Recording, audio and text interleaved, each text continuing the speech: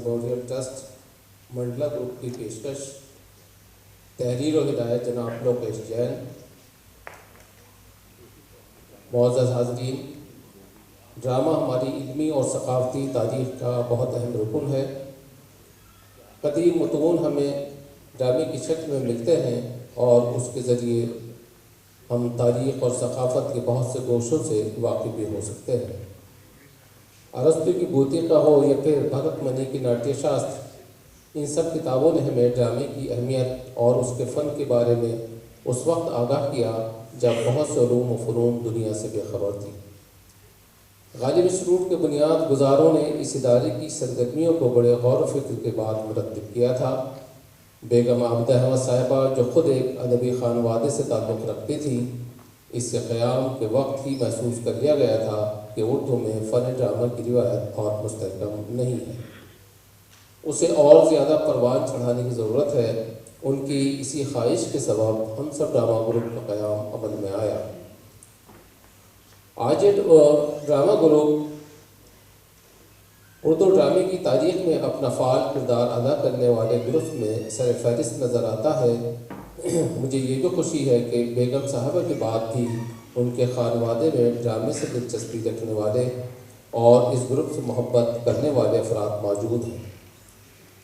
हज़रात, कोई भी इदारा या ग्रुप उस वक्त तक फ़ाल नहीं रह सकता जब तक उसके सरबरा वाज़ेह मौक़िफ़ और मनसूबा न रखते हों।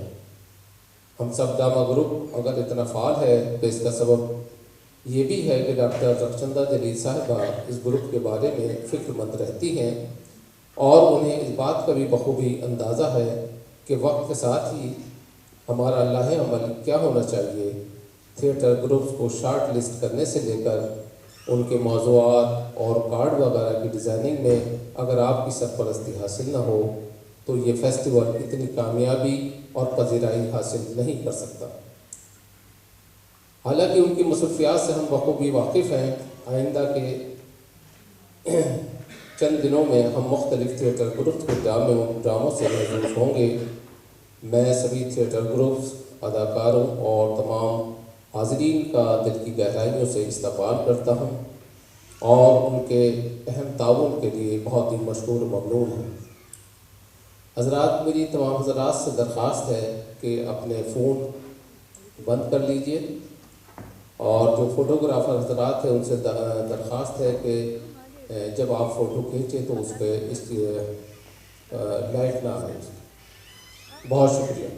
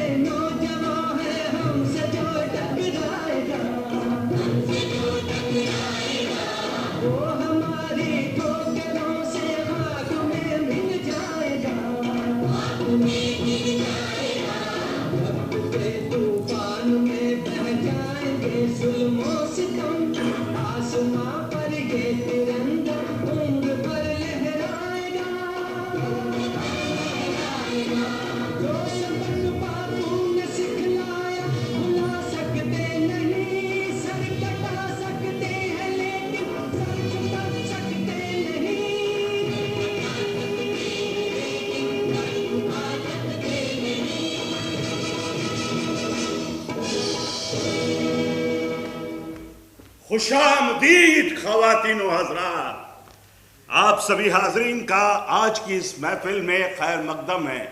आप दौरे जहालत का अंधेरा चाहता है एक मुकम्मल इनकलाब। अरे इनकलाब आएगा रफ्ता रफ्ता, मायूस ना हो। अब्बास साहब पूछते हैं, भारत माता कौन है? क्या वो कोई गैबी और तिलस्मी ताकत है जिसकी एक हाथ में जादुई छड़ी है और वो फुर करके हमारे तमाम दुख दर्द को दूर कर देगी? या फिर वो कोई सोने के जेवरों और रेशमी साड़ी में लिपटी हुई कोई अप्सरा है, जैसे कि हमारे फिल्मों और ड्रामों में दिखाई जाती है? कुछ देश खुद को मादरे वतन कहते हैं, तो कुछ खुद को फादरे वतन कहते हैं, कुछ खुद को होमलैंड कहते हैं। नमो मात्रे पृथिव्या, यजुर्वेद में कहा गया है जी। मतलब पृथ्वी माता को नमस्कार है। और भारत माता के लिए? देखिए, यहाँ भारत माता की बात नहीं हो रही है, यहाँ बात हो रही है जन्मभूमि की। जननी जन्मभूमिश्च स्वर्गादपि गरीयसी, अर्थात माता और जन्मभूमि का स्थान स्वर्ग से भी ऊंचा है। और पता है अथर्ववेद में क्या कहा गया है पृथ्वी सूक्त में? नहीं। माता भूमि पुत्रो अहम पृथिव्या, अर्थात ये धरा, ये भूमि, ये हमारी माता है और हम सब हैं उसके पुत्र। पुत्री क्यों नहीं? हाँ, ये भी ठीक है, पुत्री अहम पृथिव्या। अरे चाचा, लेकिन एक बात बताओ, वो लाखों साल पुरानी अफ्रीकन माँ कोक का क्या? लूसी, जिनसे हम सब निकले और दुनिया में मुख्तलिफ जगहों पे गए। अरे लूसी की नानी, तुम बाल का खाल निकाल लेती हो, नटखट हो तुम बहुत। चाचा, लॉजिक। वसुधैव कुटुंबकम, ये धरा, ये पृथ्वी हमारा परिवार है और हम सब क्या है उसके ग्लोबल सिटीजन। वसुधैव कुटुंबकम, वसुधैव कुटुंबकम, वसुधैव कुटुंबकम। But we must never forget that after all we are just Homo sapiens sapiens. अगरचे ऐसा है तो हम इंसानों के बीच इतना झगड़ा क्यों है? सरहदों में कैद देश की खातिर। और देश आखिर क्या है? क्या वो सरहदों में घिरी बस एक जमीन है या फिर लोगों का समूह? शायद इन दोनों का मिला जुला स्वरूप है। शायद हमें इसीलिए अपने देश के वजूद के लिए राष्ट्रगान और झंडों जैसे सिंबल्स की जरूरत पड़ती है। जी हाँ, बिल्कुल। ये हमारे अंदर एक जोश पैदा करते हैं, अपने देश के प्रति एक देशभक्ति का जज्बा पैदा करते हैं। और इसकी भारत माँ की पहली मिसाल मिलती है 1857 के इनकलाब से अजीमुल्लाह खां साहब। जी हाँ, अजीमुल्लाह खां, जो नानाजी पेशवा के यहां पर एक सचिव थे और इनका बचपन बहुत गुर्बत में बीता था। अंग्रेज हाकिमों ने इनके वालिद को ऊपर छत से उठाकर नीचे फेंक दिया था और मारे गए थे। इन्होंने अपने बचपन की इस गुर्बत को ध्यान में रखते हुए भी ये अपने आप अपनी मेहनत से पढ़े लिखे और इन्होंने उस जमाने में अंग्रेजी और फ्रांसीसी जबान में महारत हासिल करी। जी हाँ, और इसी चीज के लिए उस जमाने में जितने भी प्रिंसली स्टेट्स हुआ करते थे, अंग्रेज हाकिम उनको वजीफा दिया करते थे। नानाजी पेशवा का वजीफा रुक गया था। उनका वजीफा लेने के लिए ये दरकार लगाने गए महारानी विक्टोरिया के पास इंग्लैंड। वहां इनकी अर्जी तो खारिज हो गई, लेकिन इनका दिल टूट गया और जब वहां से वापस आए तो यूरोप के कई मुल्क घूमते हुए आए और यूरोप से ये लेकर आए उस जमाने में 1857 के इनकलाब से पहले एक प्रिंटिंग प्रेस। जी हाँ, और उससे इन्होंने एक अखबार निकालना शुरू किया जिसका नाम था पयाम-ए आजादी।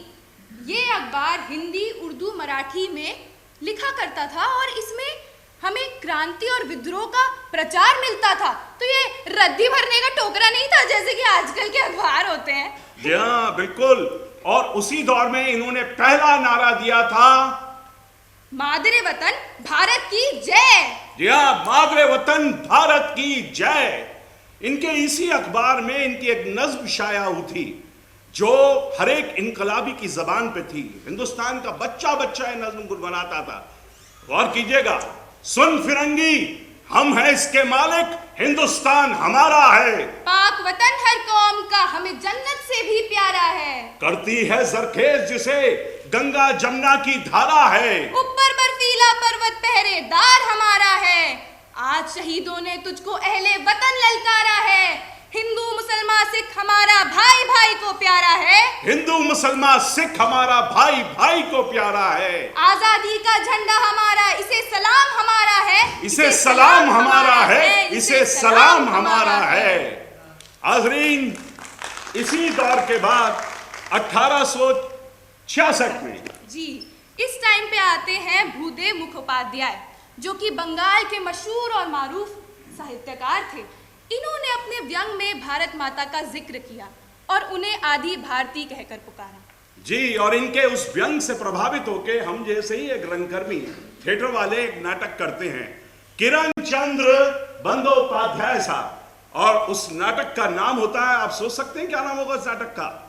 जी, उस दौर में उस नाटक का नाम इन्होंने रखा भारत माता। और उन्होंने उस जमाने में एक गीत भी लिखा, वंदे मातरम। नहीं नहीं नहीं नहीं, ये जो आप सोच रहे हैं वो वंदे मातरम का गीत नहीं था, ये उन्होंने लिखा, ये उसके बाद होता है। उसके बाद 1883 के अंदर आते हैं बंकिम चंद्र चटर्जी। उन्होंने एक मशहूर और मारूफ उपन्यास लिखा, आनंद बट, और उसका गीत वंदे मातरम बच्चे बच्चे की जुबान पर था। वंदे मातरम, वंदे मातरम, वंदे मातरम, वंदे मातरम, वंदे मातरम, सुजलाम सुफलाम मलयज शीतलाम शस्य श्यामलम मातरम वंदे मातरम, वंदे मातरम, वंदे मातरम, वंदे मातरम, वंदे मातरम। मजहब से दूर हर एक इंसान, हिंदू मुस्लिम सिख ईसाई, सबकी जबान पर यह गाना था, और खासकर बंगाल में हर जगह पर। इसके बाद गुरु रविन्द्रनाथ टैगोर के छोटे भाई अबिंद्रनाथ टैगोर पहली बार भारत माता, जिनको हम कहते हैं, उसका बंग माता के रूप में तस्वुर करते हैं। जी, ये पेंटिंग थी बंग माता यानी बंगाल की माँ, जिसके एक हाथ में धान की बालियां है, एक में रुद्राक्ष की माला है, एक में सफेद कपड़ा है और एक में किताब है। ये वही दौर था 1905 का, जब हिंदू मुस्लिम पॉलिटिक्स के तहत बंगाल को दो हिस्सों में बांटा जा रहा था, पूर्वी और पश्चिमी बंगाल। इसी दौर में रविन्द्रनाथ टैगोर ने गौरा और घरे भाईरे जैसे उपन्यास लिखे थे। सिस्टर निवेदिता, जो कि रामकृष्ण मिशन और विवेकानंद के साथ जुड़ी हुई थी, वो इस पेंटिंग का नाम बंग माता से भारत माता रख देती हैं और इसके प्रिंट आउट्स कश्मीर से कन्याकुमारी तक फैला देती हैं। जी हाँ, और प्रिंट आउट के इस दौर में कैलेंडर आर्ट शुरू हुई। राजा रवि वर्मा, जो कि एक बहुत ही बेहतरीन पेंटर थे, उन्होंने हिंदू देवी देवताओं के बहुत सारे चित्र कैलेंडर आर्ट के जरिए से पूरे हिंदुस्तान में पहुंचा दिए। और उसी दौर में भारत माता की ये तस्वीरें बनना शुरू हुई। ये देखिए भारत माता त्रिशूल लिए हुए, भारत माता कमल का फूल और किस रूप में, एक पूरा का पूरा हमारी मिथोलॉजी के साथ, शेर के साथ, हाथी के साथ। और ये देखिए भारत माता का क्या रूप। और इसके बाद भारत माता गंगा के किनारे, और भारत माता हमारे लीडर जवाहरलाल नेहरू, रविन्द्रनाथ टैगोर, मौलाना आजाद और अपने तमाम लीडर्स के साथ, सुभाष चंद्र बोस, लाला लाजपत राय, गौतम बुद्ध। और इसके साथ साथ भारत माता की ये तस्वीरें बदलती ही चली गई। जी, गांधी जी की जब हत्या हुई तो गोद में भारत माता की, और ये भारत माता उसके बाद हिंदुस्तान की तमाम अखबारों में, जबानों में इस तरीके से बढ़ती ही चली गई। और यहां तक हुआ कि ये आप जो देख रहे हैं, ये एक माचिस की डिब्बी है। जी हाँ, उस पर भी भारत माता की तस्वीर शाया होने लगी। और इसके बाद ये सिलसिला रुका नहीं। एम.एफ. हुसैन, अंजलि लीला मेनन, अमृता शेरगिल और आज के बहुत सारे कंटेम्प्रेरी आर्टिस्ट, सावी सावरकर, जिनकी आपने पहले तस्वीर देखी, वो सब भारत माता को अपने अपने ख्याल से पेंट कर रहे हैं। लेकिन इसी दौर में पंडित नेहरू, जिन्होंने हिंदुस्तान भर में अपना भ्रमण करके देश को समझा था, उन्होंने एक किताब लिखी। जी हाँ, फेमस किताब, जिस किताब का नाम था तलाशे हिंद, डिस्कवरी ऑफ इंडिया। जी। और उस किताब के अंदर पंडित नेहरू ये पूछते हैं, भाई कि भारत माता कौन है? आप जानते हैं हुजूर भारत माता कौन है? पंडित नेहरू, आप जानते हैं भारत माता कौन है? पंडित जी, पंडित जी, पंडित जी। चाचा नेहरू कहाँ गए? अरे पंडित जी की धूम तो आजकल दिल्ली से लेकर अमेरिका तक है। कहाँ है चचा? पंडित जी कहाँ हैं आप? पंडित जी, अरे अखिलानंद पांडे जी, अरे पंडित जी को लाइए तो सही। पंडित जी, वैसे आज पंडित जी का जन्मदिन भी है। हाँ, हैप्पी बर्थडे टू चाचा नेहरू। हाँ।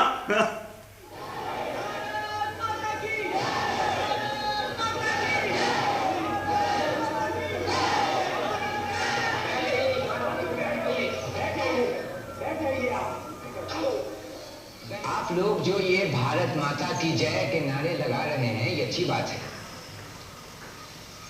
पर आप ये भी जानते हैं कि इन नारों का मतलब क्या है? कौन है भारत माता? किसकी जीत चाहते हैं आप सब? बताइए, मैं भी जानना चाहता हूं। अच्छा तुम बताओ, कौन है भारत माता? बोलो बोलो। अच्छा तुम बताओ, कौन है भारत माता?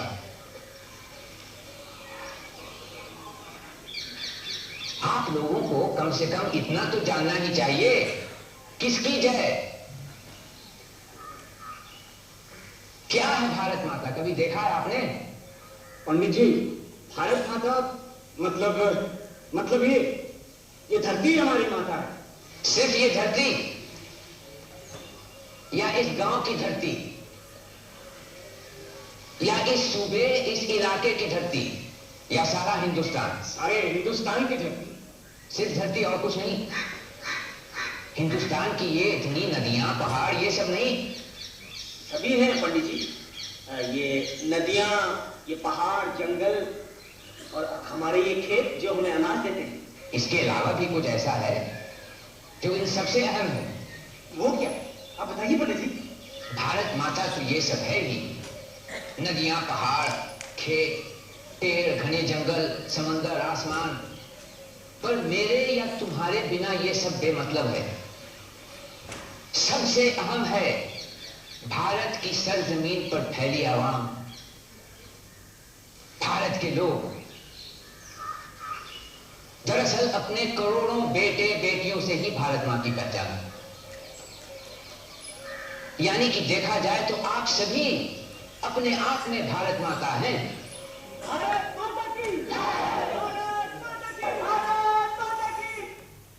जी, जैसा कि पंडित जी ने फरमाया कि करोड़ों बेटे बेटी यानी इस देश का हर एक नागरिक भारत माता है, उसके ख्याल भारत माता है, उसका वोट भारत माता है, उसका चुनाव भारत माता है, उसका वजूद भारत माता है, उसका हर एक पहलू, उसके दुख दर्द, उसकी परेशानियां, उसकी शिक्षा, उसकी व्यवस्था, उसके हॉस्पिटल, उसकी सारी चीजें भारत माता हैं।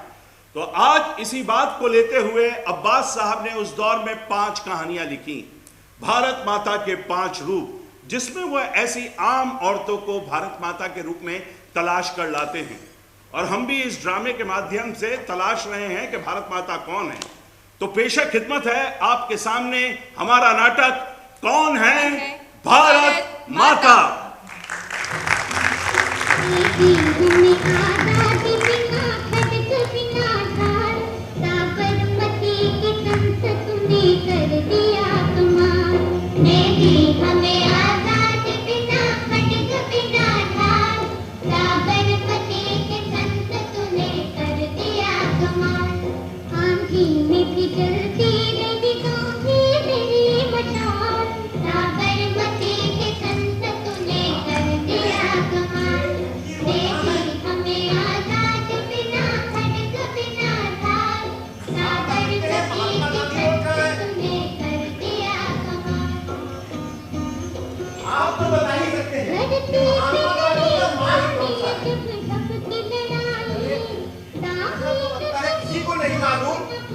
महात्मा गांधी का मार्ग कौन सा है?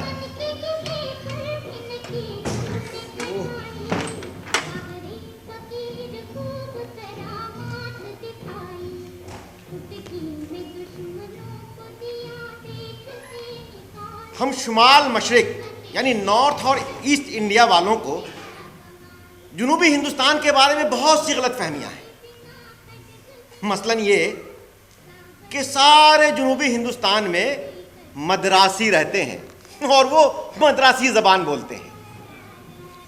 वो लोग जात पात पर इतनी सख्ती से पेश आते हैं कि अगर किसी शूद्र का साया भी किसी ब्राह्मण पर पड़ जाए तो शूद्र को पीटा जाता है और ब्राह्मण को फौरन स्नान करना पड़ता है। अब आप लोग मेरी हैरत की इंतहा का ख्याल कीजिए कि जब मैं और मेरी बीवी मद्रास पहुंचे तो मेरे एक नौजवान दोस्त ने मुझसे मिलते ही कहा, आप लोग खाना हमारे घर खाएंगे। मैं जानता था कि हमारा ये नौजवान मद्रासी दोस्त कट्टर ब्राह्मण होने के बावजूद जात पात पर यकीन नहीं करता, लेकिन उसके माँ बाप, खासकर उनकी माँ, अरे भला वो कैसे गवारा करेंगी कि 2 मलेच्छ उनके घर में बैठकर खाना खाएं। ये सोचते हुए हम उनके घर की तरफ चले। मेरी बीवी डरी और सहमी हुई थी कि ना जाने ये मद्रासी कट्टर ब्राह्मण हमारे साथ क्या सलूक पेश करे। जब हम उनके घर पहुंचे तो उनके घर में उनकी 2 बहनें और मां थी।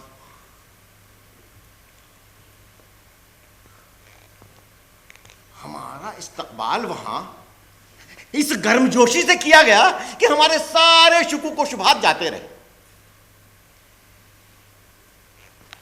हम लोग 10 दिन तक उस घर में रहे और रोज दोनों वक्त का खाना उसी घर में खाते रहे।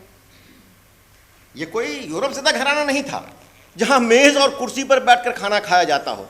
अरे यहां तो जमीन पर बैठकर केले के पत्ते या पीतल की थाली में खाना खाया जाता था। हम जितने दिन वहां रहे हमारे साथ किसी तरह का कोई भेदभाव नहीं बरता गया, बल्कि मुझे आजादी थी कि जब चाहे उनके चौके में चले जाएं या जब चाहे उनके घर के अंदर चले जाएं या जहां चाहे वहां जाए, शौक से जाए।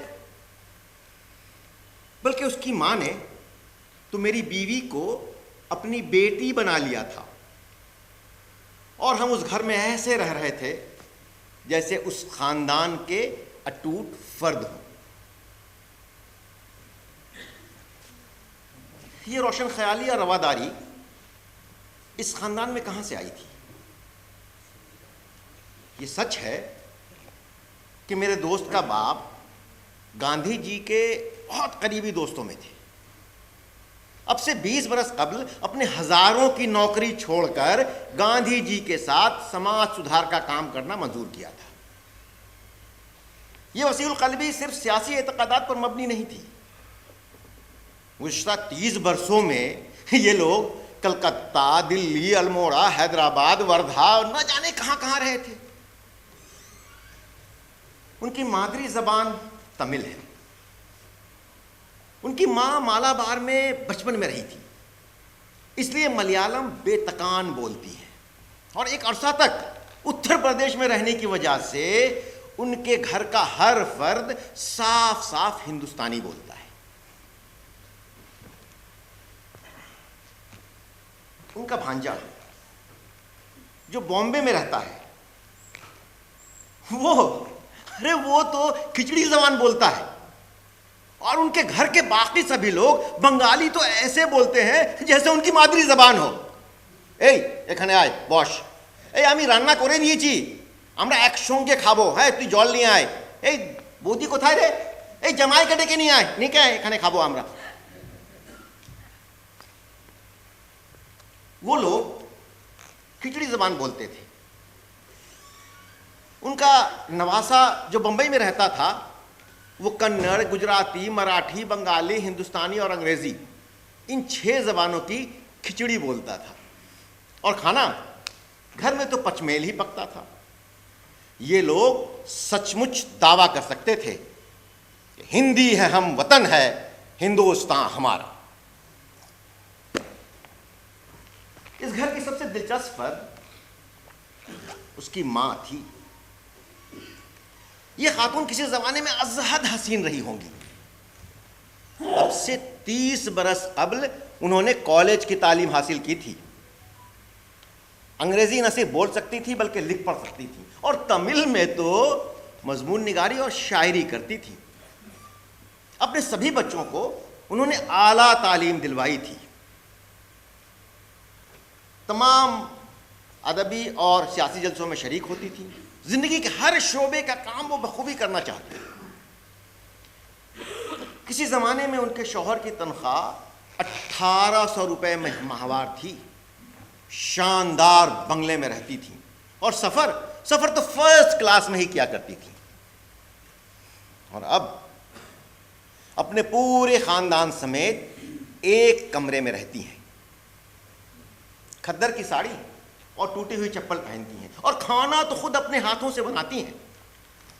अपने बच्चों और उनके मेहमानों को खाना खिला लेने के बाद ही अपने लिए लुकमा तोड़ती हैं। लेकिन इस खातून ने घर गृहस्थी के कामों में पड़कर अपने जहन की खिड़की को बंद नहीं किया। अंग्रेजी, हिंदी और तमिल की किताबें और रसायल बराबर पढ़ती हैं। मुल्की और गैर मुल्की सियासत पर राय रखती हैं और बहस कर सकती हैं। वो कला और संगीत में दिलचस्पी रखती हैं। अदबी और सियासी जलसों में शरीक होती हैं। अपनी दोनों बेटियों को उन्होंने गाने और नाचने की तालीम दिलवाई है।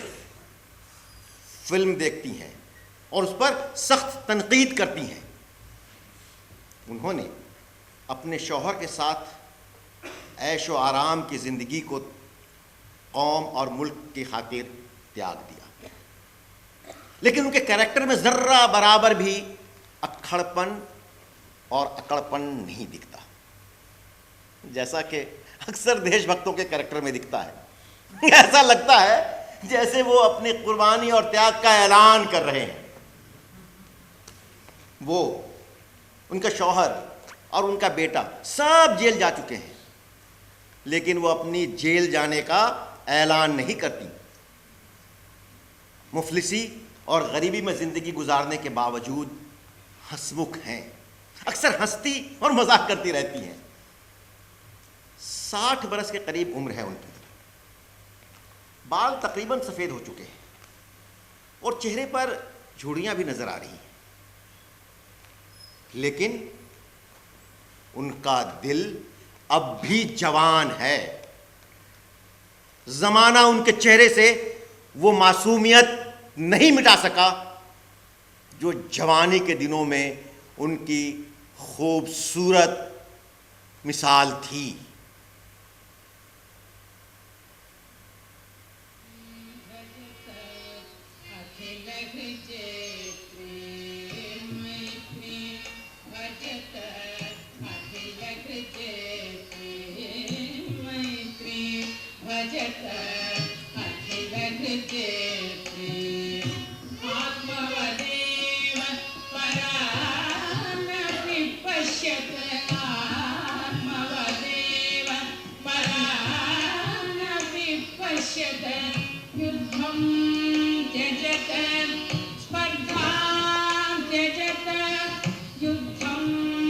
एक दिन दोपहर को हम लोग उनके घर के फर्श पर लेटे सो रहे थे।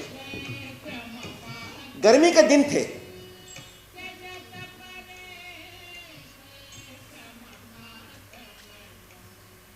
अचानक मेरी आंख खुली तो मैंने देखा कि वो ऐनक लगाए तमिल की एक किताब पढ़ रही है और साथ साथ हमें पंखा भी झलती जा रही। हालांकि उनके चेहरे पर पसीने की बूंदें साफ झलक रही थी, लेकिन उनका दिमाग किताब पर था और दिल अपने बच्चों पर। उन्हें अपनी कोई फिक्र नहीं थी। फिर मैंने सोचा कि अभी थोड़ी देर में वो उठेंगी और हम सबके लिए चाय बनाएंगी और फिर उसके बाद रात का खाना बनाने में जुट जाएंगी। लेकिन मेरी हैरत की इंतहा ना रही।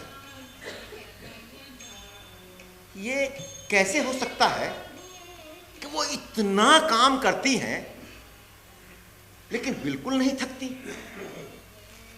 ये कैसे मुमकिन है कि अमीरी और ऐश की जिंदगी गुजारने के बावजूद ये गरीबी की जिंदगी इतनी अच्छे से निभा रही है? ये कैसे हो सकता है कि वो किताब भी पढ़ सकती है और पंखा भी झल सकती है? ये कैसे मुमकिन है कि वो रोटी भी पका सकती हैं और मुल्की और गैर मुल्की सियासत पर बहस भी कर सकती है? ये मुमकिन कैसे हो सकता है? এবার বুঝতে পেরেছি আমি। मुझे ख्याल आया कि अरे ये तो भारत माता का नया और दिलकश रूप है, जिसके एक हाथ में किताब और दूसरे में पंखा है, जिसके बालों में गुलाब के फूल और पांव में कामकाज के धूल हैं,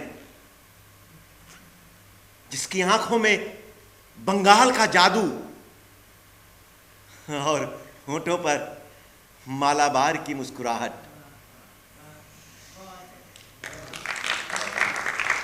जिसके जिस्म में राजस्थान की लोच है और पंजाब की तवानाई, जिसके चेहरे पर बुढ़ापे की संजीदगी है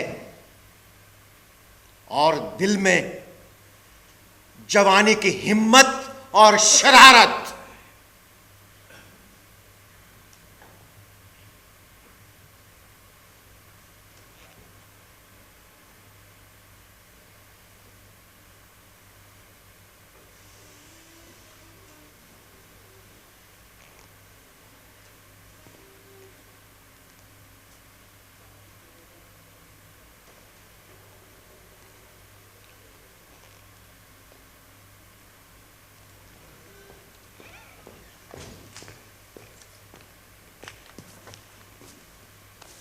अरे काजिम साहब,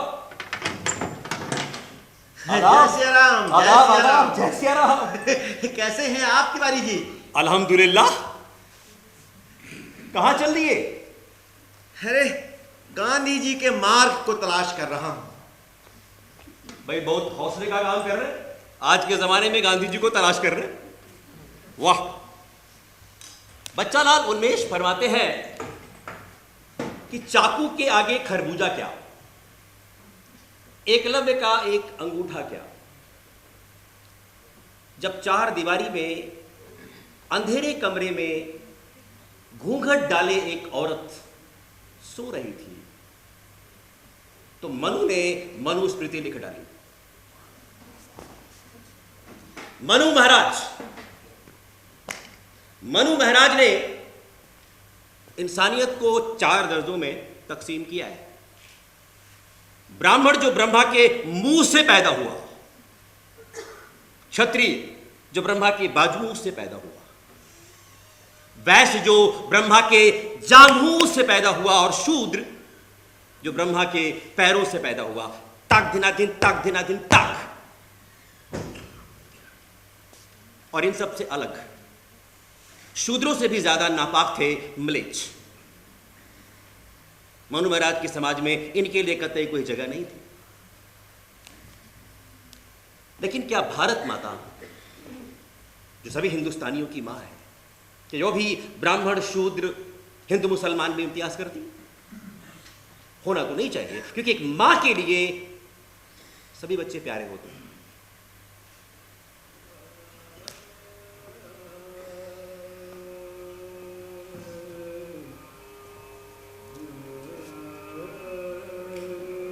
मैं जब भी इन सवालों के बारे में सोचता हूं या कहीं जूझता हूं तो मुझे पूना में रहने वाले अपने एक दोस्त की नानी याद आ जाती है। सिर्फ मराठी ज़बान बोलती है।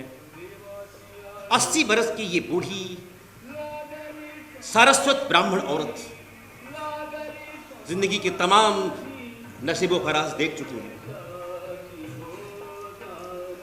उनके झुर्रियों भरे चेहरे पर एक अजीब सा सुकून है, मानो जिंदगी के आखिरी भेद से वाकिफ हो चुकी है।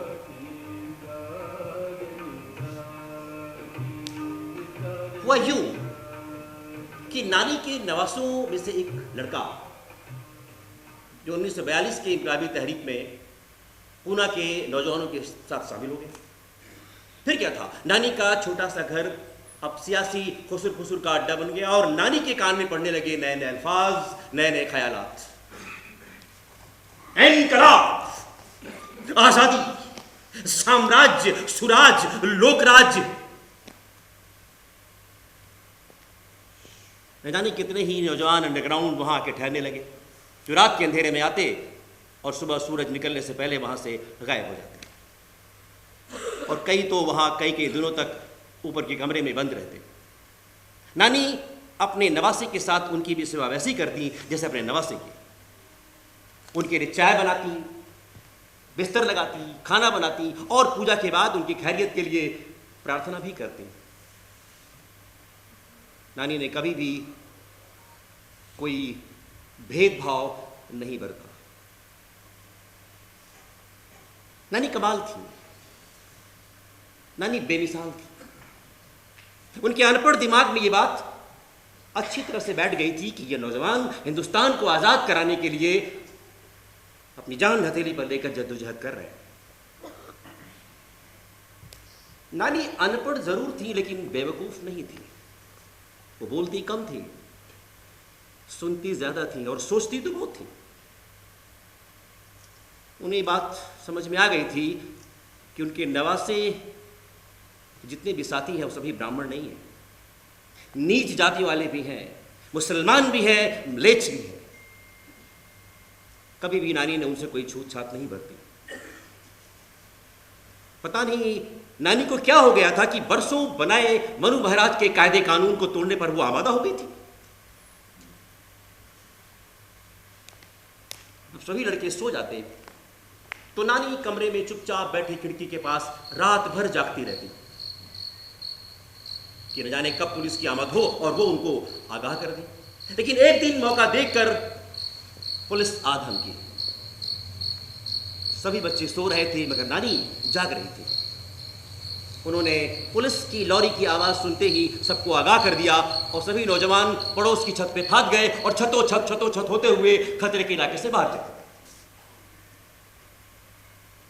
पुलिस घर में दाखिल हुई तो वहां एक बूढ़ी नीम अंधी नानी के अलावा उन्हें कुछ नहीं मिला। पुलिस उन्हें पकड़कर थाने ले गई और वहां उनसे घंटों पूछताछ। बुढ़ापे में नानी को ये जिल्लत भी सहनी पड़ी।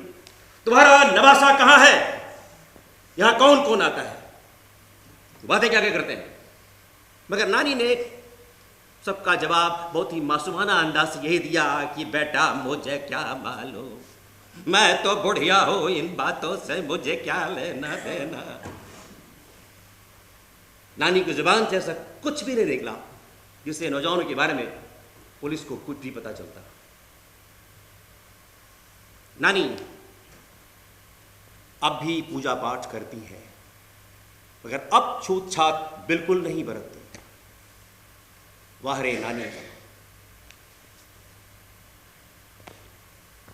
उसके बाद मैं अक्सर सोचता हूं कि जब हिंदुस्तान की आजादी की तारीख लिखी जाएगी तो क्या उसमें नानी का गुमनाम नाम भी होगा, जिसने हिंदुस्तान की आजादी के लिए अपने बरसों पुराने सदियों पुराने उसूलों और तासुब को त्याग दिया। और फिर सोचता हूं कि उस बूढ़ी औरत में वो कौन सी ताकत आ गई जो मनु महाराज से भी नहीं डरी।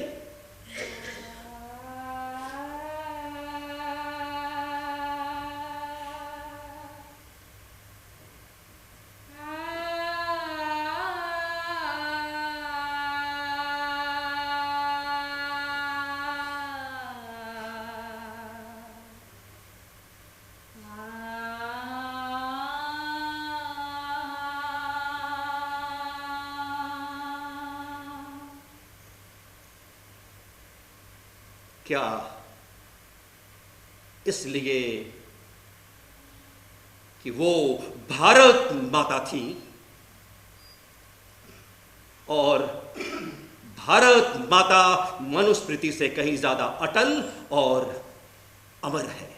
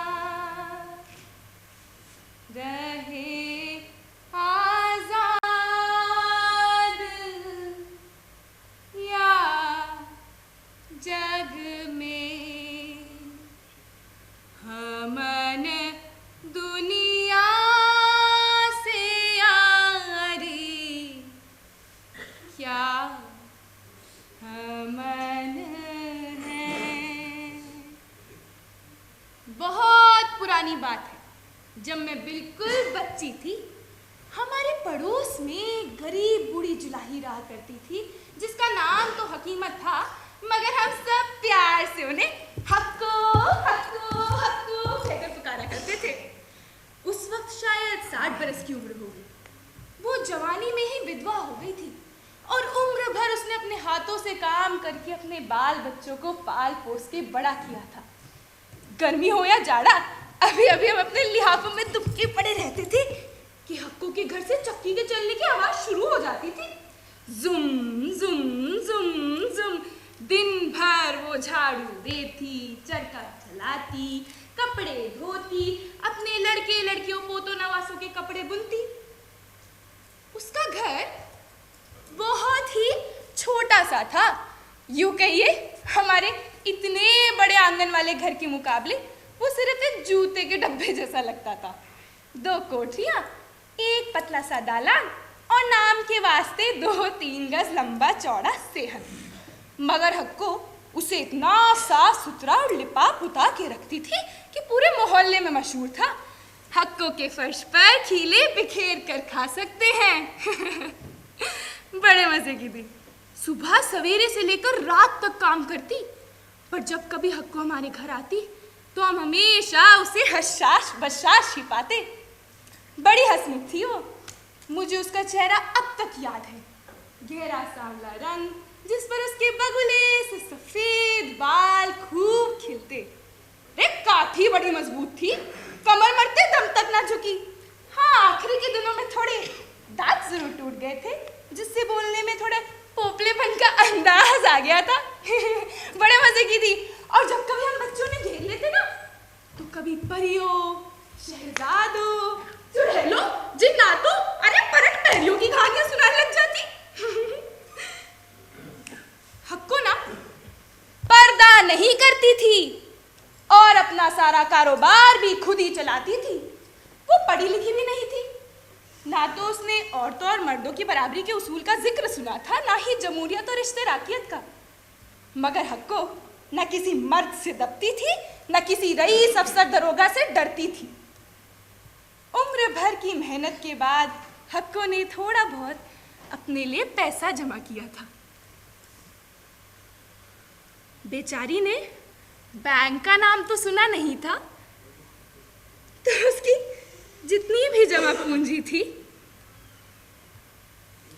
जो कि शायद 100-200 रुपए ही होगी, चांदी के गहनों की शक्ल में उसके हाथों, कानों और गले में पड़ी हुई थी। चांदी की बालियों से झुके हुए उसके कान मुझे अब तक याद हैं। इन गहनों को वो अपने जान से भी ज्यादा अजीज रखती थी, क्योंकि यही तो उसके बुढ़ापे का सहारा थे। अरे अरे मगर ये क्या? आज ना हक्को के कानों में बालियां हैं, ना गले में हंसुली, ना हाथों में कड़े और चूड़ियां, मगर चेहरे पर वही मुस्कुराहट और कमर में नाम को भी कम नहीं रे। महात्मा गांधी की जय, महात्मा गांधी की जय, महात्मा गांधी की जय, महात्मा गांधी की जय, गांधी बाबा जिंदाबाद, गांधी बाबा जिंदाबाद, गांधी बाबा जिंदाबाद, गांधी बाबा जिंदाबाद।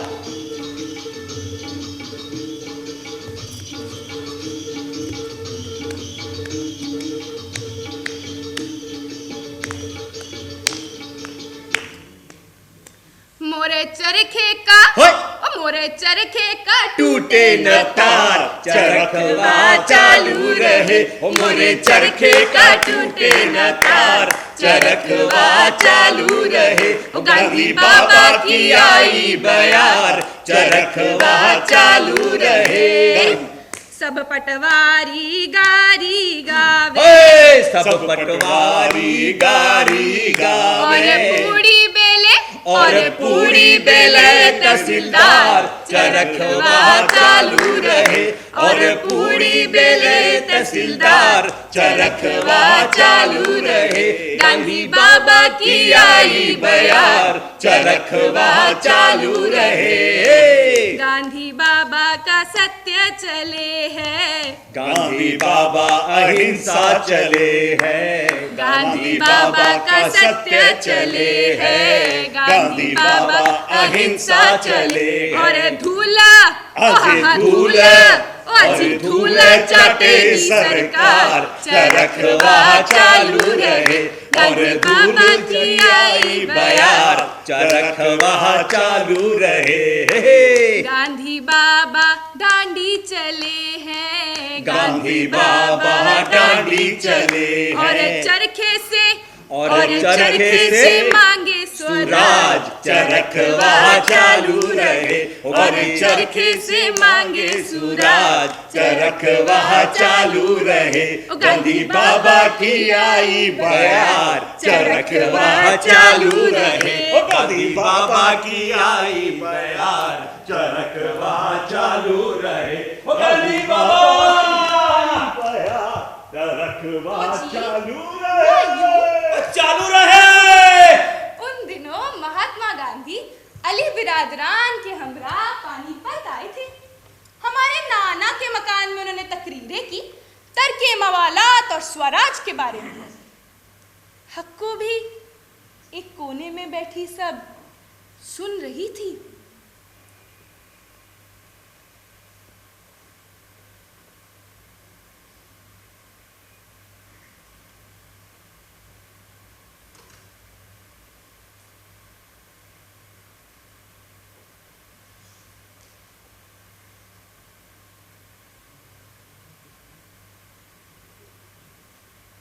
बाद में जब चंदा जमा करने के लिए आए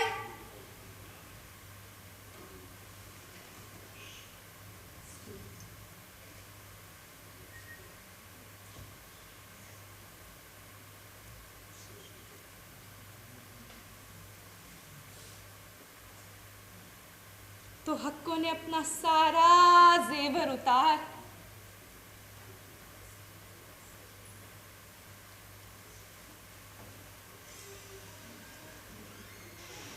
महात्मा गांधी की झोली में डाल दिया।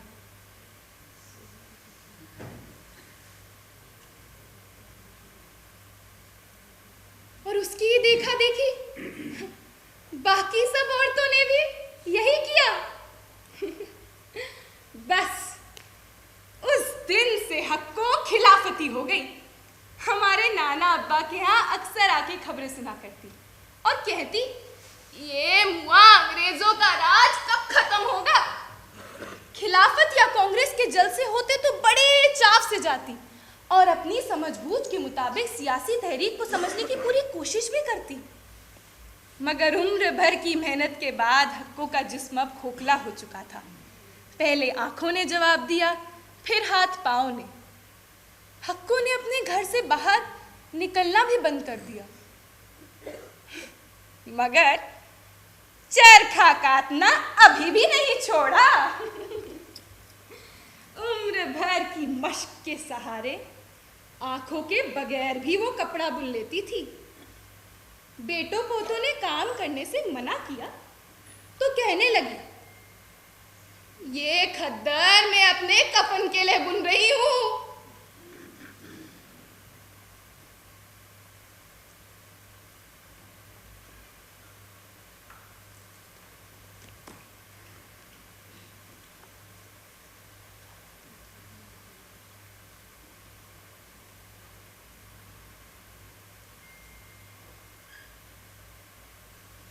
फिर हक्को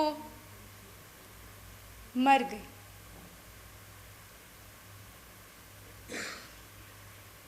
उसकी आखिरी वसीयत ये थी कि मुझे मेरे बुने हुए खद्दर का ही कफन देना। अगर अंग्रेजी कपड़े का दिया तो मेरी रूह को चैन नसीब ना होगा।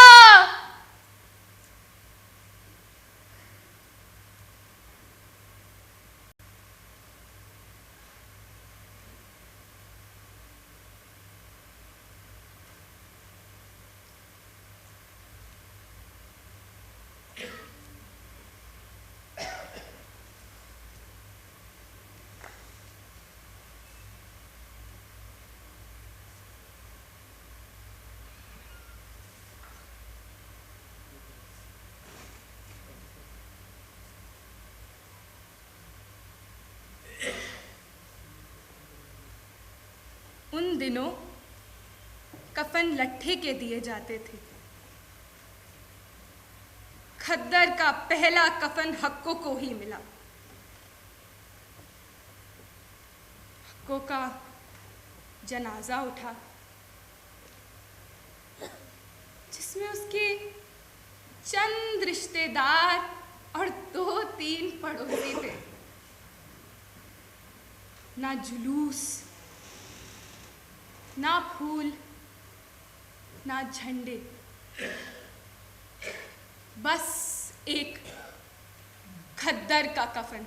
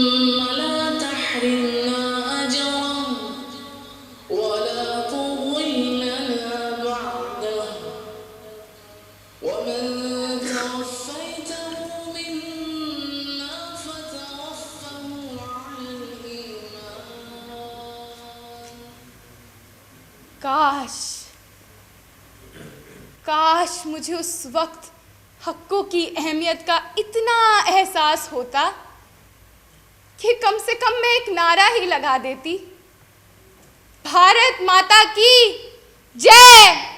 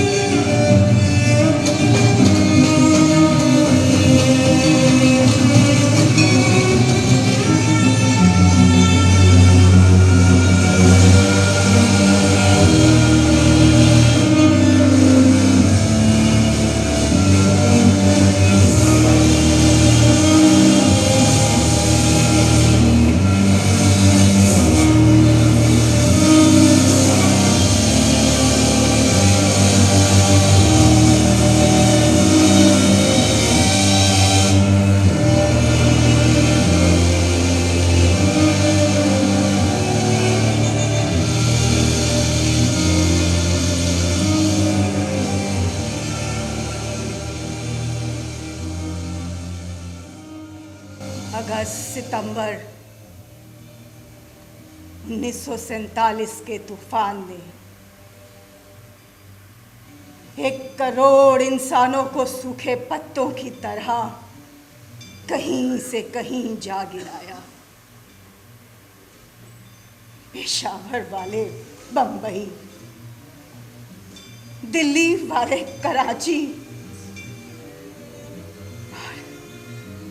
और लायलपुर वाले पानीपत पहुंच गए। उम्र भर के दोस्त, साथी, पड़ोसी हमेशा के लिए जुदा हो गए। घर वाले बेघर हो गए, रईस कंगाल हो गए और 4 दीवारी में पली हुई जवानियां बिकने के लिए बाजारों में आ गई। उन्हीं दिनों सितंबर अक्टूबर के इसी तूफान ने 2 बूढ़ी औरतों को अपने अपने कदीम वतन से उठाकर हजारों मील दूर बंबई ला फेंका।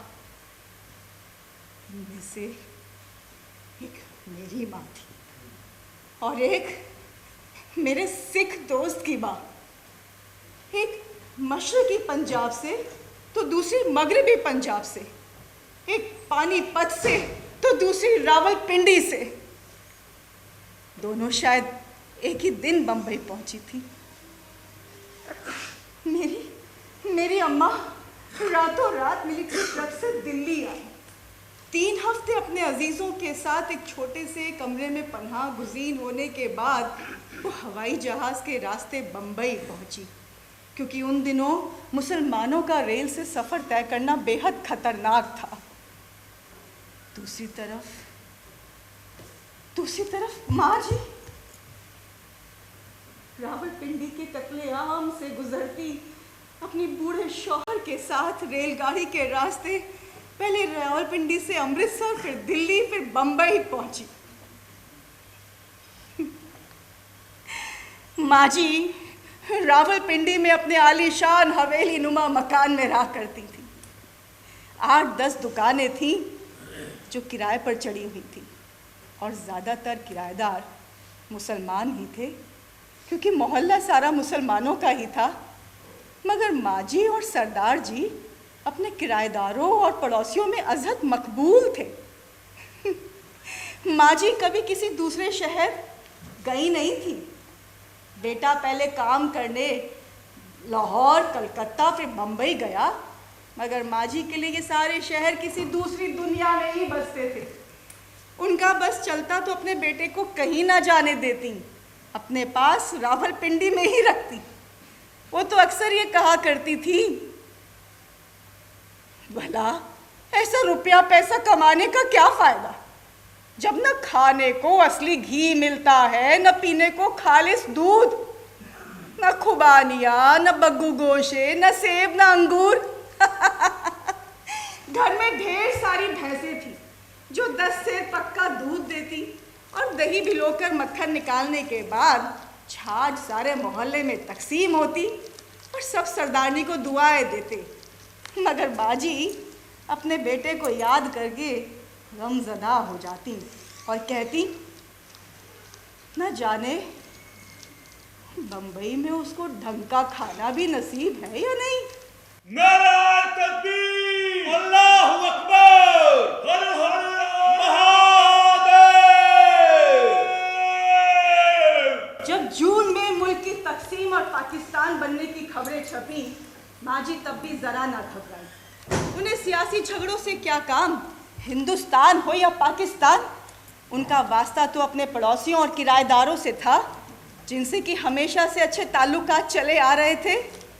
लाख फिरका वाराना झगड़े हुए हो, मगर मजाल है कि माजी के घर पर और उनके घर वालों पर कोई आज तलक आई हो। ओए बेबे, ओ ध्यान रखी, रोशनदान में मुझसे मेरी चिड़ी का घोंसला ना टूट जाए। हाँ बेबे,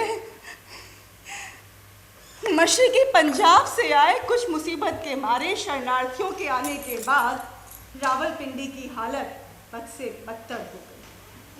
कुछ मुसलमान शरणार्थी माँ जी के ठीक घर के सामने भी आकर ठहरे। माँ जी से उनकी हालत देखी ना गई। उन्होंने फौरन अपने घर से कुछ राशन, खाने का सामान, बर्तन, बिछौने, ओढ़ने के लिए कंबल निकाले और उनके यहाँ भिजवाए। ऐसा करते हुए माँ जी के मन में ये ज़रा भी ख्याल ना आया कि ये मुसलमान हैं, इनकी मदद नहीं करनी चाहिए। और एक पल को भी उनके मन में ये एहसास ना हुआ कि अगर कल को उनकी खुद की ऐसी हालत ऐसी हो गई तो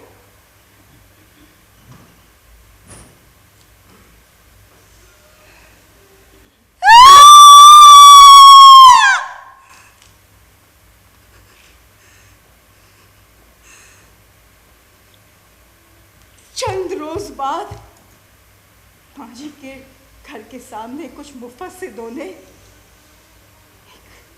एक हिंदू टांगे वाले को छुरा भोंक भोंक कर मार डाला। माँ जी ने ये वाकया अपनी आंखों से देखा था।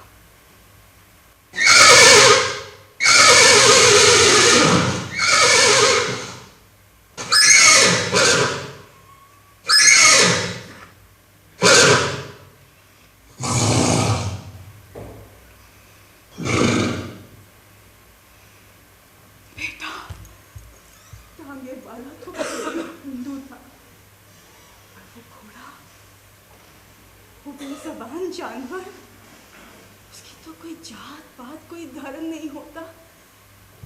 उन्होंने उस जानवर तक भी ना छोड़ा, उसे भी छुरा भोंक भोंक कर मार डाला। ऐसा लगता था जैसे वो इंसान ना रहे हो, इंसान के भेष में दरिंदे हो गए हो, दरिंदे।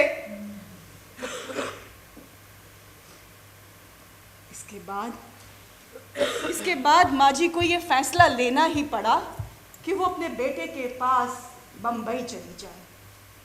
सो वो अपना घर में रखा सारा का सारा सामान जैसे का तैसा छोड़कर बम्बई चली आई।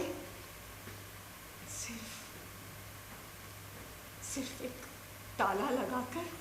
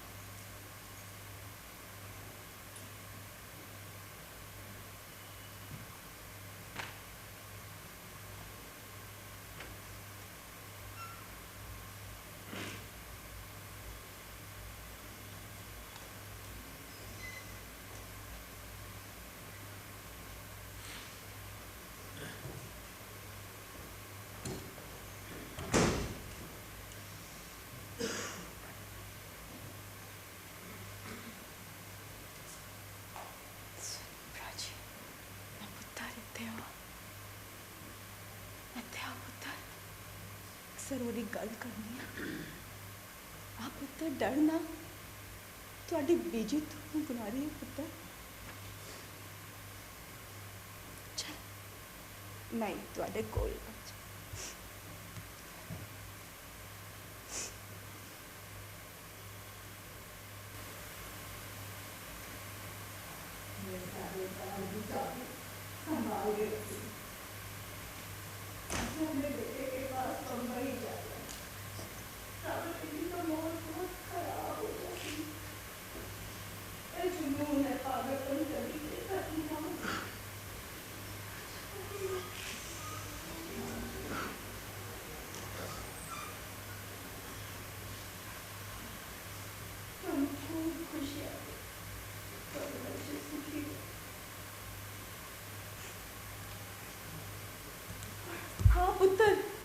गल और कह रही है। वो साढ़े आंगन में जो तुलसी का पौधा है ना पुत्र, उस पर रोज शामी अगर एक छोटा सा दीवा जला दें, थोड़ी बड़ी कृपा हो। ध्यान रखिए।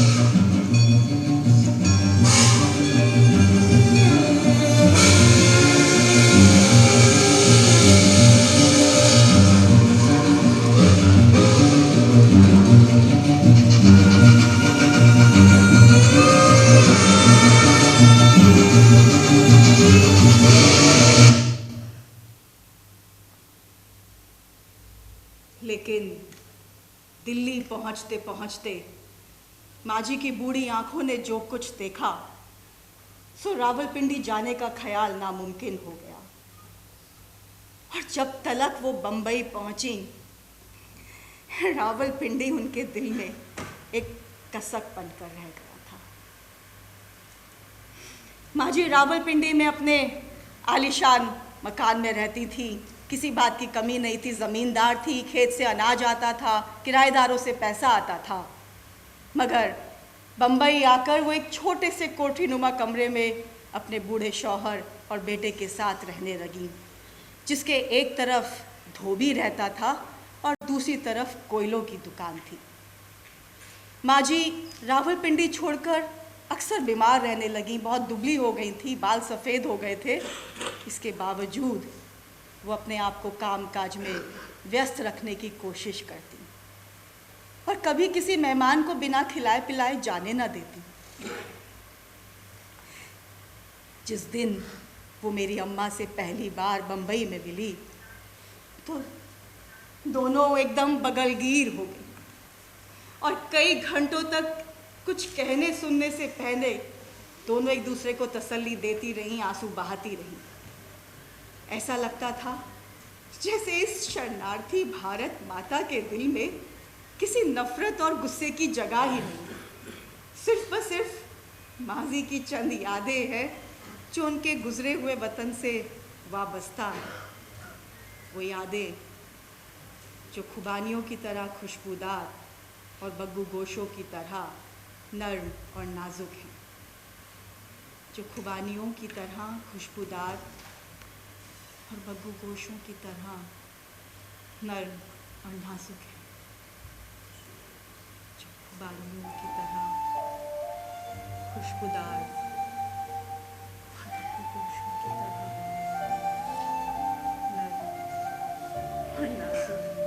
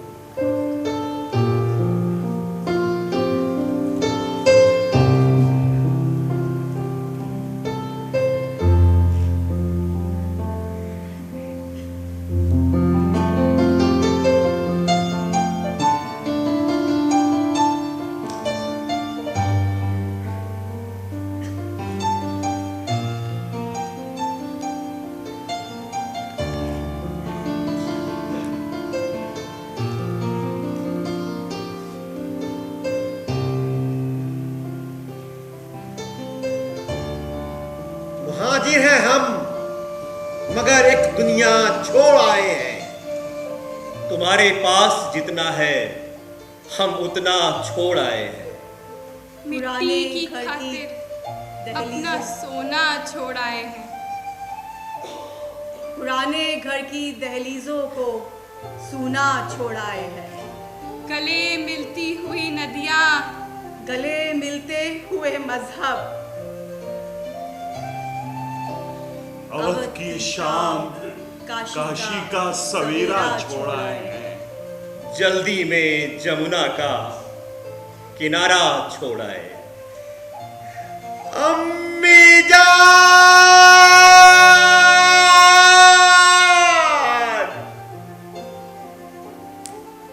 अम्मी जान,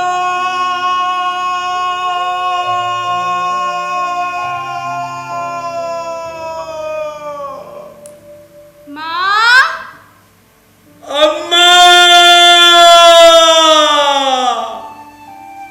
बेबे। महीनों तक तो अम्मी ख्वाब में भी बुदबुदाती थी। महीनों तक तो अम्मी ख्वाब में भी बुदबुदाती थी। ख्वाब में भी बुदबुदाती थी। सुखाने के लिए छत पर पुदीना छोड़ आए हैं। सुखाने के लिए छत पर पुदीना छोड़ आए हैं। सुखाने के लिए छत सुखाने के लिए छोड़ आए छत पर। सुखाने के लिए पुदीना छत पर छोड़ आए। पुदीना छोड़ आए। सुखाने के लिए छत पर पुदीना छोड़ आए। पुदीना छोड़ आए। सुखाने के लिए छत पर सुखाने के लिए छत पर पुदीना छोड़ आए। सुखाने के लिए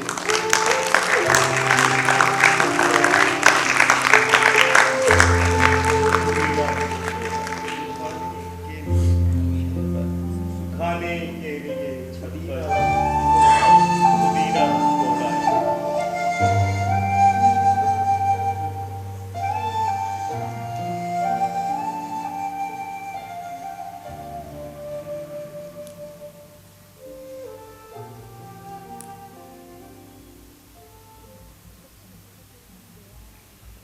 मगरबी पंजाब के जख्म खोरदा हिंदू सिख शरणार्थियों के आने के बाद पानीपत में मुसलमानों का रहना दूभर हो गया।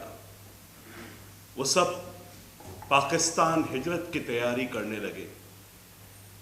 मेरी मां पर भी उनके अजीज रिश्तेदारों ने दबाव डालना शुरू किया कि वो उनके साथ पाकिस्तान चलें।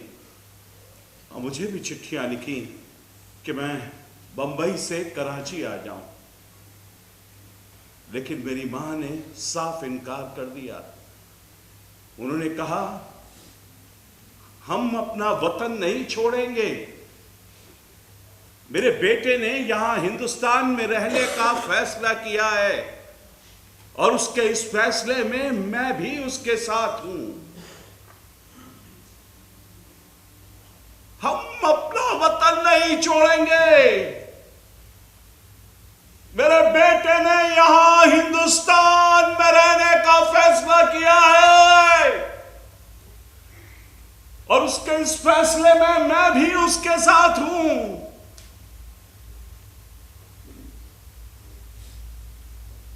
फसादात के 20-22 दिन पानीपत में ही गुजरे। 7-7 दिन का कर्फ्यू, खाने को रूखी रोटी और चटनी नसीब होती। बच्चों को कई कई दिनों तक दूध नसीब नहीं हुआ। पान, जो मेरी अम्मा की जिंदगी का एक जरूरी जुज़्व था, 1 रुपए में 1 पत्ता नसीब होता। उसके 10 छोटे छोटे टुकड़े करके दिन भर काम चलाया जाता। पानीपत में उन दिनों कोई भी नहीं था। मैं बंबई में था, मेरे चचेरे भाई पूना में और एक बंबई में और एक दिल्ली में। और उन दिनों दिल्ली से पानीपत तक का सफर तय करना बहुत ही मुश्किल था। मुश्किल ही क्या, नामुमकिन था। ना उन्हें हमारी खबर थी, ना हमें उनकी खबर थी, मगर इसके बावजूद अम्मा अपने हिंदुस्तान में रहने के फैसले पर अटल थी।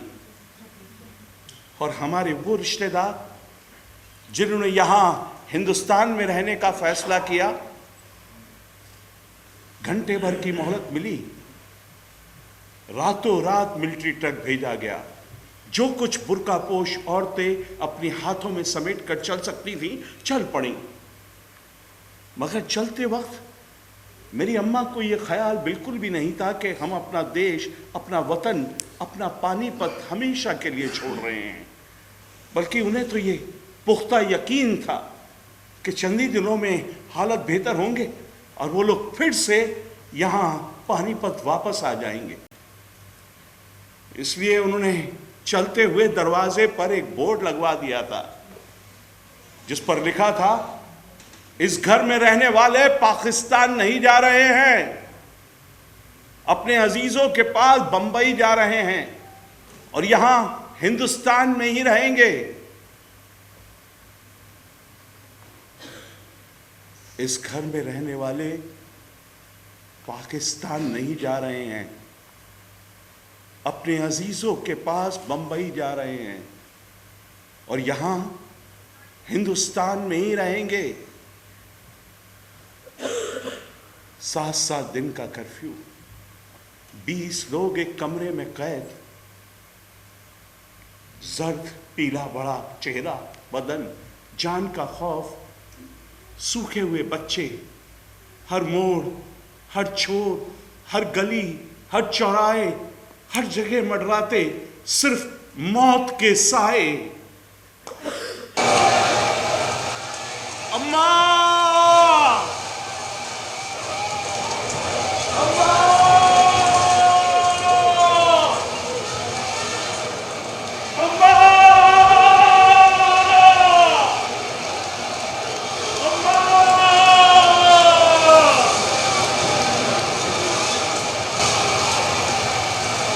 पानीपत में हमारी हवेली लुट गई, उस पर शरारतियों ने कब्जा कर लिया है। आखिरकार हवाई जहाज का रास्ता खुला। इस उम्र में मेरी अम्मा ने पहली बार हवा में सफर तय किया। जिस रोज वो बंबई आने वाली थी, उससे पहली रात मैंने जागते हुए गुजारी। मैं तमाम रात यही सोचता रहा, न जाने उनकी सेहत पर इन वाक़यात का क्या असर होगा। क्या वो भी इस नफरत, गुस्से के, फ़िरका परस्ती के सैलाब में बह गई होंगी? क्या उनकी इंसानी दोस्ती, रहमदिली, रवादारी, इंसाफ परस्ती इस खूनी समंदर में डूब गई होगी? क्या उनकी जिंदा दिली और बशाश तबीयत पर गम और यास के बादल छा गए होंगे? कमजोर इतनी हो गई हैं कि 60 की उम्र में 80 की मालूम होती हैं। न जाने ये हवाई जहाज का सफर उनकी सेहत पर क्या असर डाले। जान का खौफ, अपने खाविंद की मौत, जवान बेटी की मौत, इन तमाम सदमे के बाद क्या वो जिंदा रह पाएंगी? और अगर जिंदा रह भी ली तो क्या जिंदगी में दिलचस्पी ले पाएंगी? मगर ये क्या, अम्मा अपनी छोटी बेटी का हाथ थामे हवाई जहाज की सीढ़ियों से बिना बुर्का, सिर्फ एक चादर लपेटे हुए नीचे उतर रही हैं। वो जो पर्दे की इतनी शिद्दत से पाबंद थी, उन्होंने इस मसले पर मुझसे कई दफ़ा सख्त बहसें भी की थी। आज अपनी जान बचाने के लिए बुर्का तर्क होने पर मजबूर हो रही हैं। उन्हें इस तरह आता हुआ देख मेरी आंखों में आंसू आ गए। मैंने उनका हाथ पकड़ा और उन्हें मोटर के पास तक ले गया।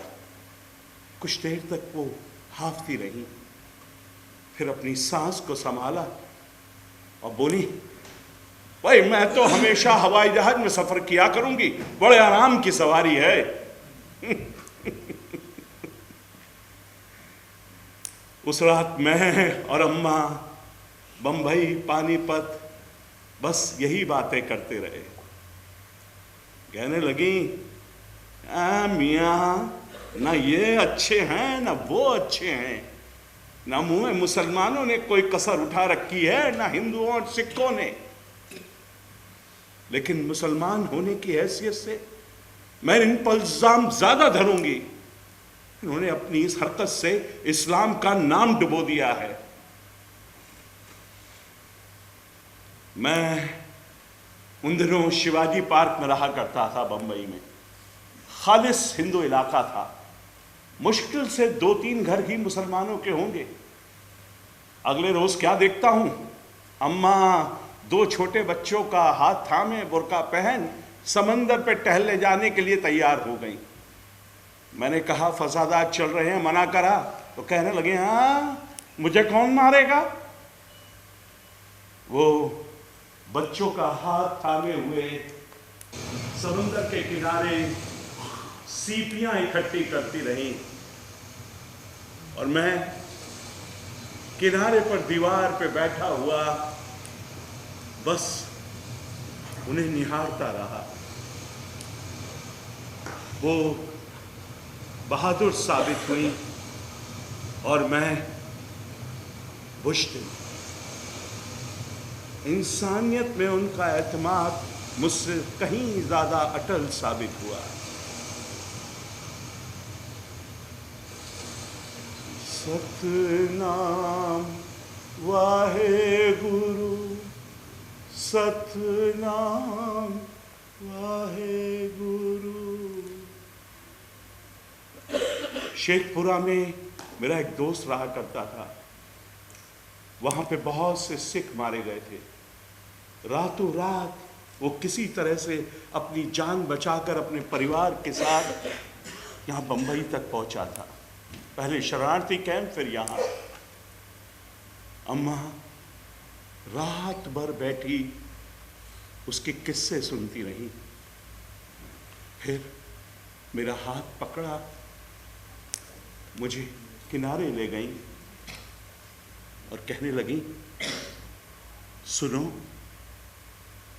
इस लड़के का हमेशा ख्याल रखना। यह आज से तुम्हारा भाई है। शायद इसी तरह हम अपने गुनाहों का कफ़ारा अदा कर सकें जो हमारे हम मजहबों ने किए हैं। उन दिनों अम्मा रोज नमाज पढ़ती।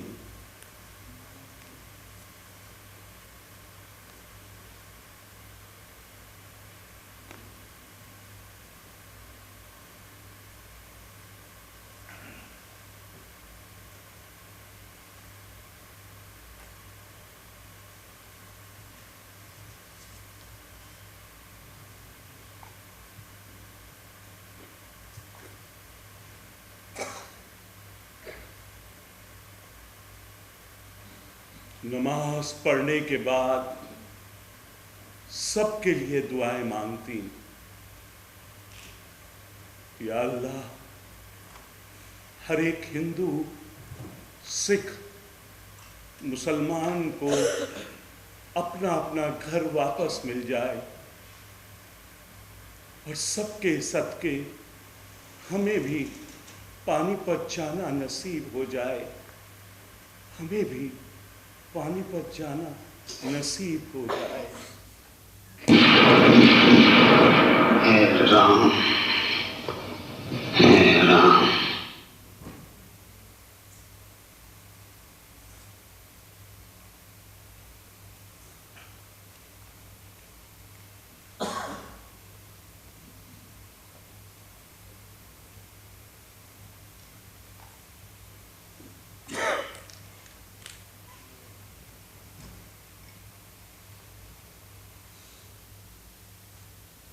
गांधी जी की मौत की खबर आई,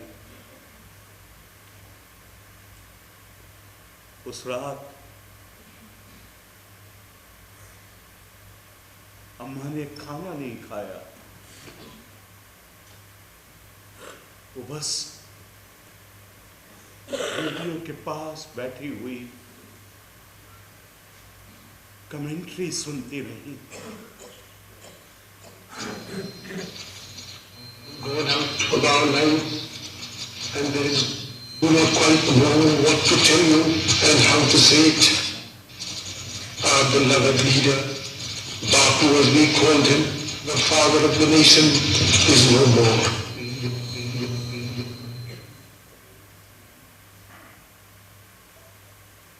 हाय,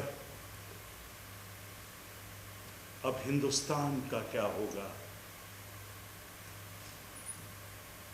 है बादल उसकी अहिंसा का,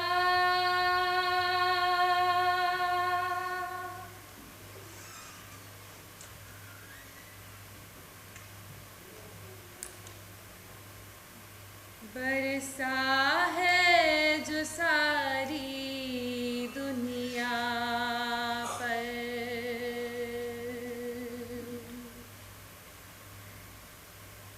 एक हाथ में उसके कुरान था, एक हाथ था उसका गीता पर। राम और रहीम के नामों में था फर्क न उसकी माला पर। सब दिन थे ईद मिलन के, सब रातें थी दीवाली की। हर बात है अब तक याद मुझे, उस बाग के बूढ़े माली की। हर बात है अब तक याद मुझे, उस बाग के बूढ़े माली की। हर बात है अब तक याद मुझे, उस बाग के बूढ़े माली की। उस बाग के बूढ़े माली की। अपनी छोटी बेटी से मिलने कराची गईं। वहाँ उनके पुराने मर्ज ने इतनी खतरनाक सूरत इख्तियार कर ली कि वो दोबारा जावर ना हो सकी, मगर मरते दम तक वो अपने मुल्क की वफादार रही। वो जानती थी उस जमाने की फिजा के चलते उनका बेटा कभी भी पाकिस्तान आना कबूल ना करेगा। उनका अब्बास ये कभी नहीं चाहेगा कि वो अपना हिंदुस्तान छोड़ दे। लेकिन अगर उन्होंने एक बार भी ये कहलवा दिया कि मेरी तबीयत ख़राब है, मेरा आखिरी वक्त है, एक बार मेरा चेहरा देख जाओ, तो वो अपने उसूलों को छोड़ के चला भी आएगा। लेकिन वो मरते मर गई, सबको यही ताकीद करती रही, उसे ख़त ना लिखना, उसे ख़त ना लिखना, उसे ख़त ना लिखना। ज़रा सी तबीयत संभली तो मुझे लिखवाया, कि परमिट का इंतजाम कर दो, मैं हिंदुस्तान वापस आना चाहती हूँ। इंडियन कमिश्नर ने उन्हें मुस्तकिल तौर पे यानी हमेशा के लिए यहाँ का सिटीजन मानते हुए परमिट का इंतजाम भी कर दिया, उनको रहने के लिए यहाँ पे जगह भी दे दी। मगर वो अपने मुल्क आने के सपने देखते देखते इस दुनिया से कूच कर गई। किस्मत की सितम ज़रीफ़ी देखिए, जिस हिंदुस्तान से उन्हें इतनी मोहब्बत थी, मरने के बाद उन्हें यहाँ की मिट्टी तक नसीब ना हुई। वो आज कराची के कब्रिस्तान में दफन हैं, मगर उनकी रूह, उनकी यादें यहाँ हिंदुस्तान में हमारे साथ हैं।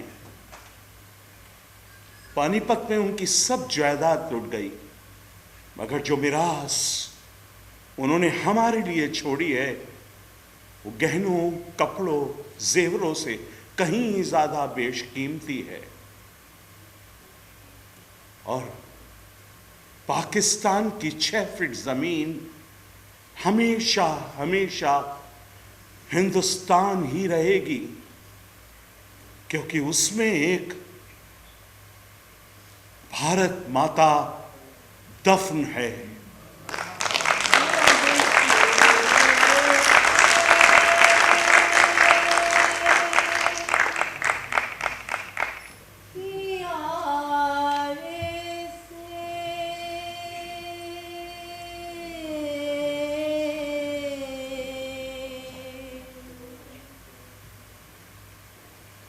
जो बिछड़े हैं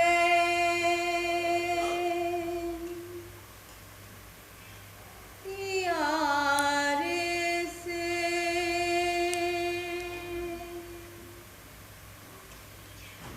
भटकते दर बदर फिरते,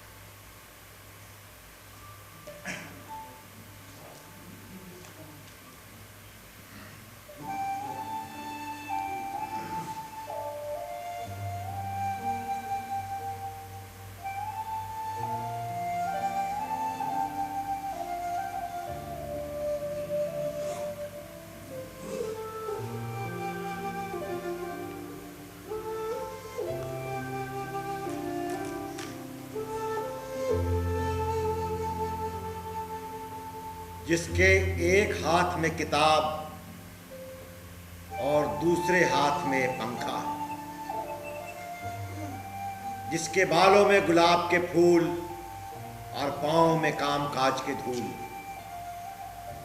जिसके आंखों में बंगाल का जादू और होठों पर मालाबार की मुस्कुराहट, जिसके बदन में राजस्थान की लोच और पंजाब की तवानाई, जिसके चेहरे पर बुढ़ापे की संजीदगी और दिल में जवानी की हिम्मत और शरारत। मैं अक्सर सोचता हूं उस बूढ़ी औरत में वो ताकत कहां से आ गई थी जो मनु महाराज से भी नहीं डरी। क्या इसलिए कि वो भारत माता है और भारत माता मनुस्मृति से कहीं ज्यादा अटल और अमर है। बेटा, तुम्हारा बंबई लाख बड़ा शहर क्यों ना हो, हम तो अपने रावलपिंडी को नहीं भूल सकते। वो खुबानियां, वो बग्गू गोशे, वो सेब, वो अंगूर। पाकिस्तान की 6 फुट जमीन हमेशा हमेशा हिंदुस्तान ही रहेगी, क्योंकि उसमें एक भारत माता दफन है। काश काश उस वक्त मुझे हकों की अहमियत का इतना एहसास होता कि कम से कम मैं एक नारा ही लगा देती, भारत माता की जय।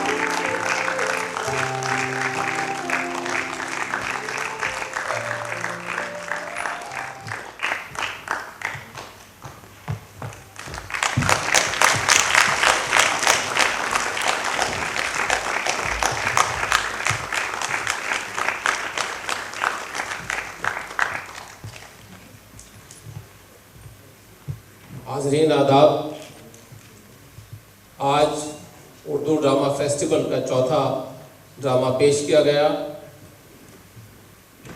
इसके हिदायतकार और तमाम फनकारों ने एक बेहतरीन ड्रामा यहाँ पर पेश किया है, जिसके लिए मैं लोकेश जैन साहब और तमाम फनकारों का बहुत ही शुक्रगुजार हूँ, मशकूर ममनून हूँ। और ख़ास तौर से जो यहाँ पर हमारे मेहमान तशरीफ़ फरमा हैं, उनका दिल की गहराइयों से बहुत ही शुक्रगुजार हूँ कि आप ऐसे वक्त में, ऐसे मौसम में यहाँ तशरीफ़ लाए। कल इस ड्रामा फेस्टिवल का आखिरी ड्रामा पेश किया जाएगा, अजीब दास्तां है ये। उसके डायरेक्टर ताजिक हमीद साहब यहाँ पर मौजूद हैं और कल इंशाल्लाह वो पेश किया जाएगा। आप सभी हजरात से बहुत ही एहतराम के साथ दरख्वास्त है कि आप उसमें भी तशरीफ़ लाएँ। 19 तारीख को फ़खरुद्दीन अली अहमद मेमोरियल लेक्चर, जिसको जस्टिस सुधांशु धुलिया साहब पेश करेंगे शाम 6 बजे। मेरी आपसे बहुत मुअद्दबाना दरख्वास्त है कि आप उसमें भी तशरीफ़ लाएँ। गालिब इंस्टीट्यूट की एक रिवायत है कि वो अपने जो डायरेक्टर होते हैं, ये जो हमारे मेन लीड हुआ है, उनकी खिदमत में गालिब इंस्टीट्यूट की जानिब से मेमेंटो पेश किया जाता है। हम सब ड्रामा ग्रुप के रुकन प्रोफेसर मोहम्मद काजिम साहब यहाँ पर मौजूद हैं। मेरी खुशकिस्मती है और मेरी उनसे दरख्वास्त है कि वो लोकेश जैन साहब की खिदमत में मेमेंटो पेश फरमाएं।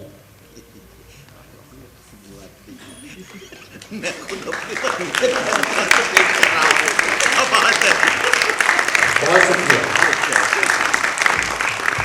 मैं आपसे 1 मिनट और चाहूँगा, अपने तमाम फनकारों से तारुफ कराना चाहूँगा। मैं सबसे पहले पुनीत, आर्यन, छवि, राजेश तिवारी साहब, मोहम्मद काजिम, पाखी, आरव, धनुष। और इस नाटक का जो आपके सामने तर्जुमा किया था हिंदी में, हिंदी लिटरेशन किया था सईदा आपा। सईदा आपा, एक मिनट। अरे आप काफी हैं।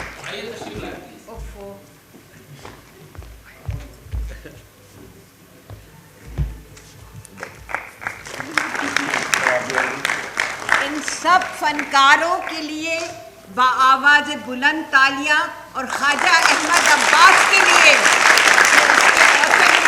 बहुत बुलंद तालियां। म्यूजिक और लाइट्स के अंदर जो हमारे साथ थे हिमांशु, प्लीज हिमांशु आ जाए यार, प्लीज हिमांशु। और म्यूजिक के अंदर जो पूरा ये ऑपरेट कर रहे थे, जिन्होंने सारा कुछ आपके सामने ये वीडियोस और तमाम चीजों को रखा, अखिलानंद पांडे साहब। मधुर कहाँ है? हिमांशु भी जोशी साहब आइए। मधुर, अखिलानंद पांडे जी। और इसमें हमने पेंटिंग इस्तेमाल की थी सावी सावरकर की और हुसैन साहब की। कश्मीर के बहुत नामची पेंटर हैं जिनकी जो आपने गांधी के लेकर जो पूरी की पूरी इलस्ट्रेशन आर्ट देखी थी उनकी थी। बहुत बहुत शुक्रिया इस खास दिन पर आप इतने लोग यहाँ पर इकट्ठे हुए, ट्रैफिक जाम और तमाम चीज़ों के बीच में। बहुत बहुत शुक्रिया।